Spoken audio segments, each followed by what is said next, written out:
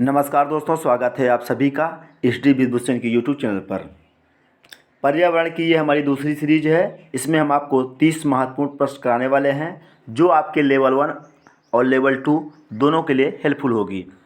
तो चलिए देर न करते हुए सीरीज को शुरू किया जाए। ये रहा क्वेश्चन पहला आपके सामने। अगर आप नए हैं तो हमारे चैनल को सब्सक्राइब जरूर कर लें और बेल आइकन को ऑन कर लें, जिससे आपको नए वीडियो की नोटिफिकेशन सबसे पहले मिले। पर्यावरण शिक्षा में सामूहिक चर्चा से संबंधित शिक्षण विधि कौन सी है? तो पर्यावरण शिक्षा में सामूहिक चर्चा से संबंधित शिक्षण विधि विचार गोष्ठी विधि आपका सही जवाब हो जाएगा, ऑप्शन डी। अगर वीडियो आपको स्पीड में मिले तो ये आपका थ्री डॉट पे क्लिक करके स्पीड को आप धीमा कर सकते हैं। तो ये यूट्यूब का ऑप्शन है, आप उसको चूज करें। वहाँ आपको थ्री डॉट मिलेगा इस टाइप का, और यहाँ पर आप क्लिक करेंगे तो आपको अपने हिसाब से स्पीड को धीमा या तेज़ कर सकते हैं, और क्वालिटी वीडियो की क्वालिटी भी बढ़ा सकते हैं। इस तरह आपको अगर क्वालिटी अच्छी ना दिखे तो यहाँ से क्वालिटी को बढ़ा लें। तो बढ़ते हैं नेक्स्ट क्वेश्चन की तरफ।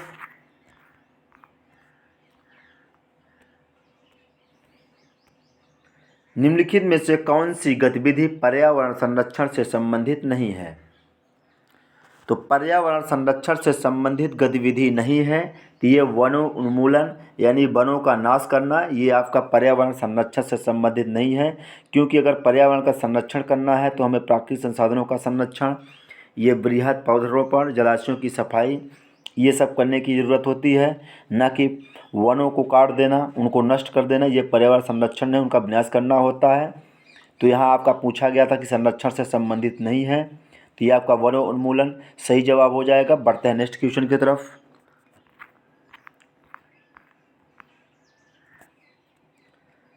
आईईईपी का पूर्ण रूप है, आईईईपी का पूर्ण रूप है इंटरनेशनल इन्वायरमेंटल एजुकेशन प्रोग्राम। आईईईपी का पूर्ण रूप आपका ऑप्शन बी सही जवाब हो जाएगा, international environmental education programme. Next question की तरफ बढ़ते हैं।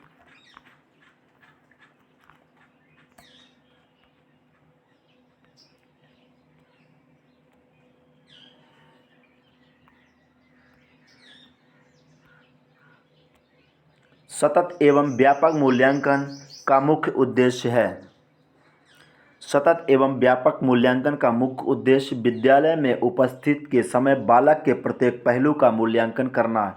राइट आंसर आपका ये बिल्कुल सही जवाब हो जाएगा। विद्यालय में उपस्थिति के समय बालक के प्रत्येक पहलू का मूल्यांकन करना सतत एवं व्यापक मूल्यांकन का उद्देश्य है।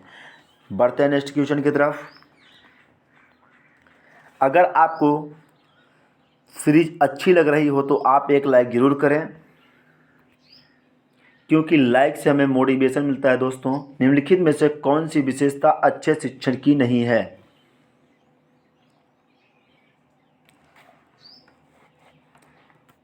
तो अच्छा शिक्षण मूल आधारित नहीं होता, ये आपका अच्छे शिक्षण की विशेषता नहीं है। सही जवाब आपका ऑप्शन सी हो जाएगा कि निम्नलिखित में से कौन सी विशेषता अच्छे शिक्षण की नहीं है?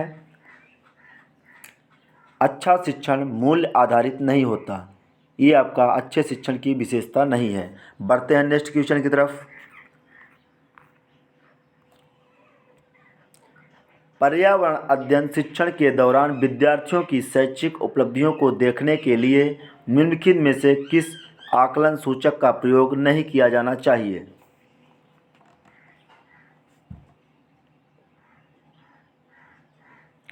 तो ये आपका उपचारात्मक शिक्षण करना, इस आकलन सूचक का प्रयोग नहीं करना चाहिए। पर्यावरण अध्ययन शिक्षण के दौरान विद्यार्थियों की शैक्षिक उपलब्धियों को देखने के लिए उपचारात्मक शिक्षण करना, ये आकलन सूचक का प्रयोग नहीं करना चाहिए। बढ़ते हैं नेक्स्ट क्वेश्चन की तरफ।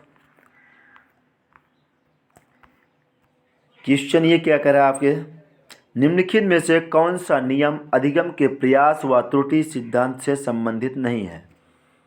तो प्रयास एवं त्रुटि सिद्धांत से संबंधित ये आपका ऑप्शन ए पुनर्बलन का नियम, ये संबंधित नहीं है प्रयास व त्रुटि अधिगम सिद्धांत से।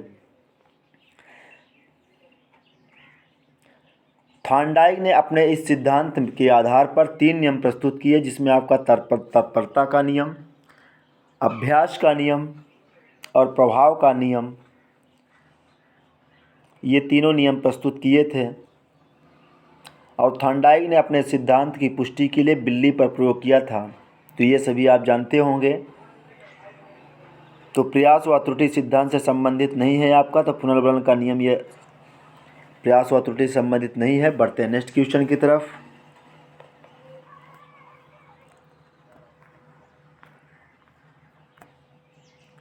निम्नलिखित में से कौन सा विकल्प पर्यावरण अध्ययन की विषय वस्तु में सम्मिलित नहीं किया जाता?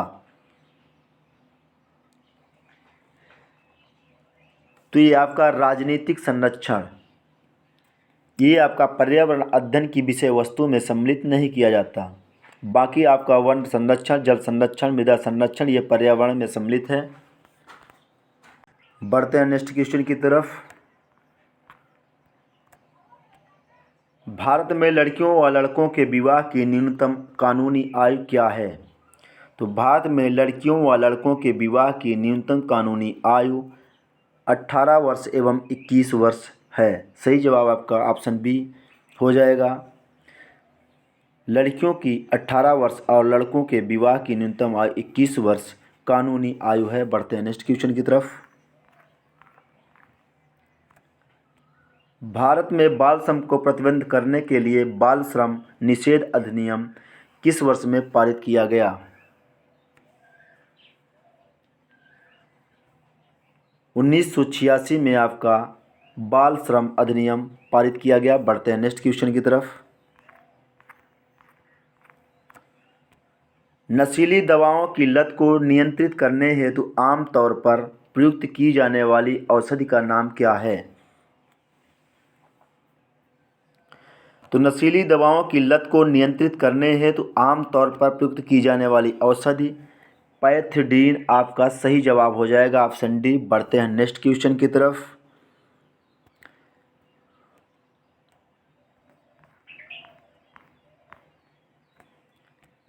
निम्नलिखित में से कौन सा 100% खुले में शौच मुक्त ODF राज्य है?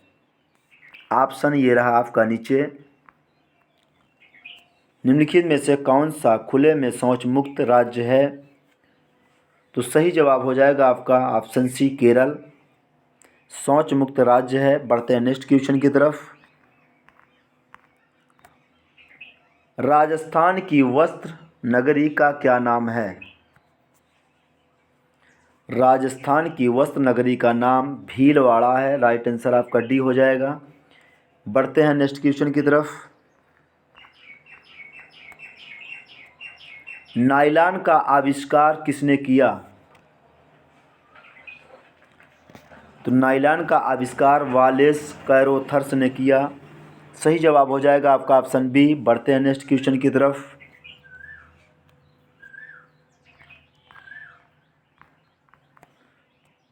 निम्नलिखित में से कौन सा राजस्थान से संबंधित नहीं है?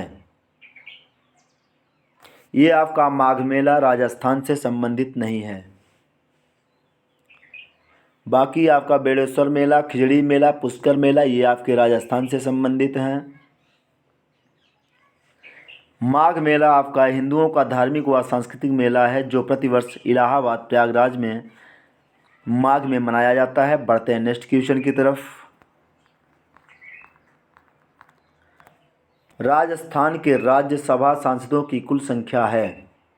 तो राज्यसभा सांसदों की कुल संख्या राजस्थान में 10 है। सही जवाब आपका ऑप्शन ए हो जाएगा।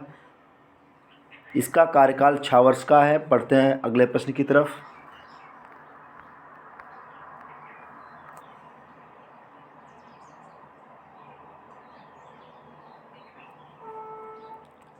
पिसीकल्चर क्या है? पिसीकल्चर आपका मछली पालन है। सही जवाब हो जाएगा ऑप्शन बी। बढ़ते हैं अगले प्रश्न की तरफ।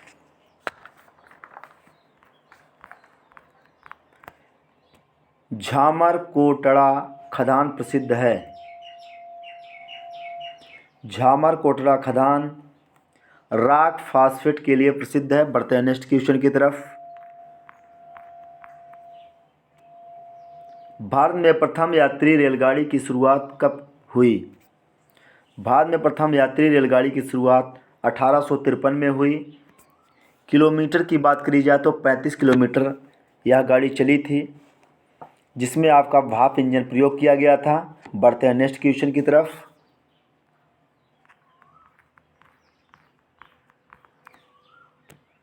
निम्नलिखित में से कौन सा परीक्षण HIV से प्रत्यक्ष संबंधित है? तो HIV से प्रत्यक्ष संबंधित परीक्षण आपका एलिसा टेस्ट सही जवाब हो जाएगा आपका ऑप्शन डी। बढ़ते हैं नेक्स्ट क्वेश्चन की तरफ। HIV की फुल फॉर्म की बात करी जाए तो ह्यूमन इम्यूनो डिफिशियंसी वायरस होता है। यह रहा अगला क्वेश्चन आपके सामने। भारत में पल्स पोलियो टीकाकरण कार्यक्रम कब आरंभ किया गया? तो भारत में पल्स पोलियो टीकाकरण कार्यक्रम 1995 में आरंभ किया गया। बढ़ते हैं नेक्स्ट क्वेश्चन की तरफ। निम्नलिखित में से कौन सा रोग संक्रामक है? तो संक्रामक रोग आपका डिप्थीरिया है। बढ़ते हैं नेक्स्ट क्वेश्चन की तरफ।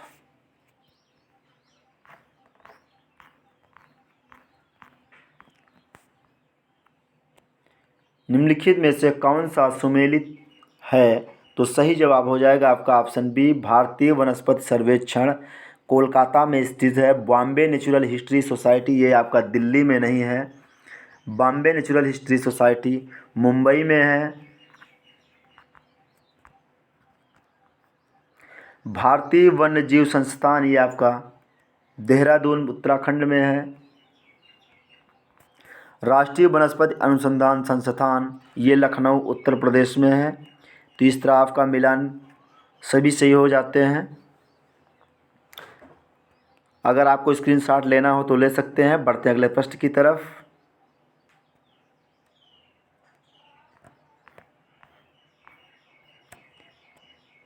राजस्थान का राज्य पक्षी कौन सा है? राजस्थान का राज्य पक्षी गोडावण ये आपका राज्य पक्षी है। बढ़ते हैं नेक्स्ट क्वेश्चन की तरफ।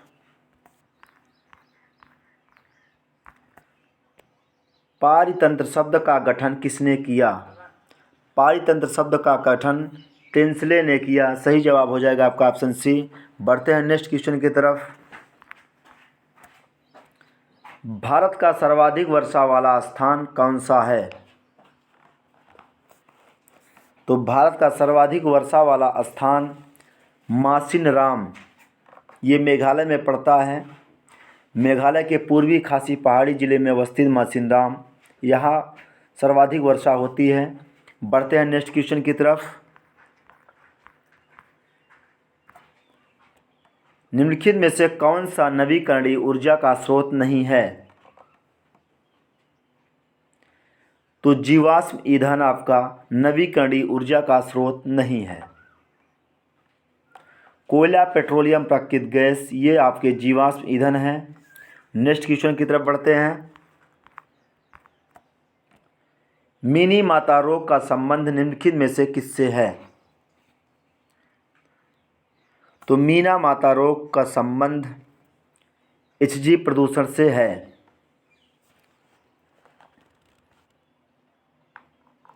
HG यानी यहाँ पारा लिखा गया इसका संकेत। तो आपका पारा प्रदूषण से मिनी माता रोग होता है। पारे की विषाक्तता से मिनी माता रोग हो जाता है या आंतों और तंत्रिका तंत्र को प्रभावित करता है।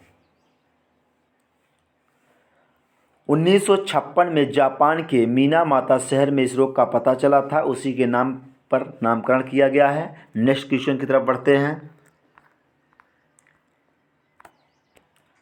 निम्नलिखित में से अप्रक्षेपित शिक्षण सामग्री कौन सी है? अप्रक्षेपित शिक्षण सामग्री ये आपका चार्ट सही जवाब हो जाएगा। चार्ट अपने आप में ही आप एक अप्रक्षेपित शिक्षा सामग्री है।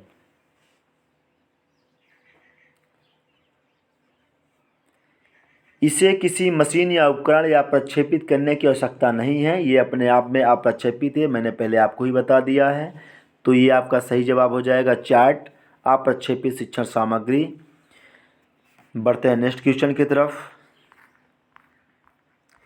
ये हमारा लास्ट क्वेश्चन है इस सेशन का। तो मित्रों, हमारे पास और बड़े बड़े कोचिंग संस्थानों की तरह सेटअप डिजिटल बोर्ड नहीं है, लेकिन फिर भी मैं कोशिश करूंगा कि आपको अच्छा कंटेंट और अच्छी क्वालिटी का वीडियो प्रोवाइड कराऊं। ये लास्ट क्वेश्चन पर्यावरण के जैविक घटक में सम्मिलित है। तो पर्यावरण के जैविक घटक में सम्मिलित है आपका, पौधे सम्मिलित होते हैं जैविक घटक में। तो सही जवाब आपका ऑप्शन सी हो जाएगा। तो इस तरह आपके 30 क्वेश्चन पूरे होते हैं। मिलते हैं नेक्स्ट वीडियो के साथ। Thank you for watching.